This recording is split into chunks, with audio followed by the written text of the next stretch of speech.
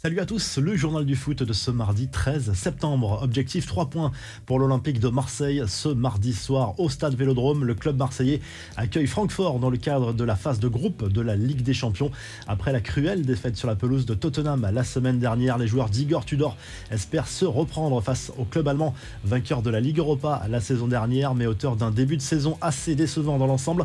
En attaque, Dimitri Payet devrait être titularisé aux côtés d'Alexis Sanchez. C'est un match à très haut risque, classé 5 sur une échelle de 5 par les autorités, parce qu'il y a des milliers de supporters allemands qui ont fait le déplacement à Marseille sans billets. Cela fait craindre des affrontements. Il y en a eu déjà lundi soir, plusieurs interpellations également à suivre également dans cette Champions League ce mardi soir. Plusieurs affiches alléchantes, notamment le déplacement de Tottenham sur la pelouse du Sporting dans le groupe de Marseille. À suivre également Liverpool, Ajax et surtout un explosif Bayern-Barça sur la pelouse de l'Allianz Arena.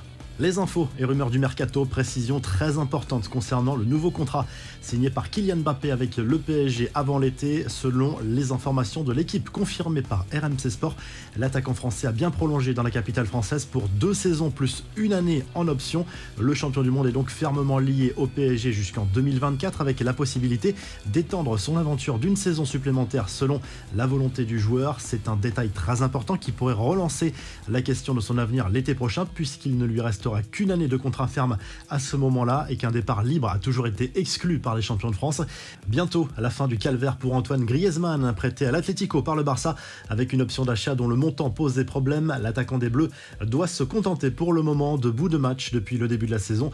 Cette situation ubuesque est sur le point de prendre fin. Les négociations entre les deux clubs seraient sur le point d'aboutir pour une option d'achat abaissée à 25 millions d'euros. Cristiano Ronaldo ne veut pas les pétrodollars, alors que le patron de la Ligue saoudienne a répété son rêve de voir débarquer la star portugaise dans son pays en fin de carrière. CNN Portugal assure que l'attaquant de Manchester United a refusé une offre hallucinante du club saoudien d'Al Hilal lors du mercato estival. Un contrat de 2 ans lui a été proposé, rémunéré à hauteur de 2,3 millions d'euros par semaine, soit une offre totale de 240 millions sur 2 ans. Quel avenir pour N'Golo Kanté à moins d'1 an de la fin de son contrat?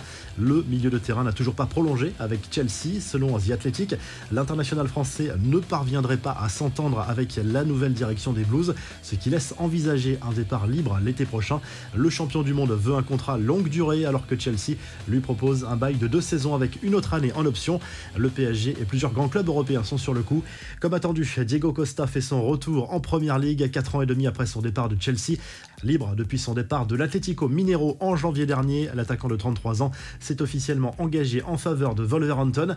Une bonne nouvelle pour Xavi et tous les fans du Barça. Selon la presse catalane, la prolongation de Gavi, 18 ans, va être officialisée dans les prochaines 48 heures. Le jeune milieu de terrain va rempiler jusqu'en 2026 avec une clause libératoire fixée à 1 milliard d'euros. Enfin, le retour de Loris Karius en Première Ligue. Le gardien allemand s'était un peu perdu depuis la finale de la Ligue des Champions catastrophique en 2018 avec Liverpool.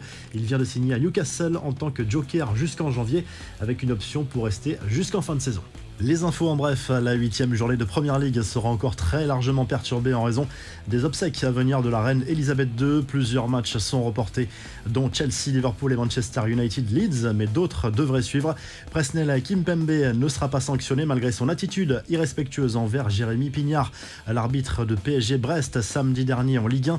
Ce dernier n'a rien signalé de particulier dans son rapport à propos du comportement de l'international français, ce qui exclut une éventuelle sanction pour le joueur. En interne, le joueur regretterait d'ailleurs d'avoir agi ainsi. La menace d'une exclusion du mondial 2022 plane toujours sur l'Équateur, accusé d'avoir aligné un joueur colombien dans ses rangs lors des éliminatoires de cette Coupe du Monde. Le Daily Mail a publié des documents audio dans lesquels Byron Castillo confirmerait utiliser de faux papiers. Le Chili réclame un repêchage. Arda Turan lui raccroche les crampons. L'international turc a officiellement annoncé sa retraite sur différents réseaux sociaux. Formé à Galatasaray, il a ensuite évolué en Liga du côté de l'Atlético Madrid et du Barça. Il était revenu en Turquie pour y finir sa carrière. Enfin, EA Sports a officiellement dévoilé les notes des 23 meilleurs joueurs dans FIFA 23 qui sortira le 30 septembre prochain. Les deux Français Kylian Mbappé et Karim Benzema figurent dans le top 5 avec une note de 91 comme Messi, De Bruyne et Lewandowski. N'Golo Kanté est également dans ce top 23 comme Neymar, Marquinhos ou encore Cristiano Ronaldo. La revue de presse, le journal L'Équipe propose plusieurs unes ce mardi, dont celle-ci consacrée à Alexis Sanchez, le serial buteur de l'Olympique de Marseille. Son sens du but et son expérience seront très précieux à l'OM cette saison en Ligue des Champions et peut-être dès ce mardi soir contre Francfort en Espagne. Le Mundo Deportivo se penche sur ce choc énorme entre le Bayern Munich et le FC Barcelone, toujours en Ligue des Champions. Le club catalan n'a jamais gagné en Bavière dans son histoire. Ce sera peut-être la fin d'une malédiction ce mardi soir à l'Allianz Arena grâce à cet homme, le buteur polonais Robert Lewandowski.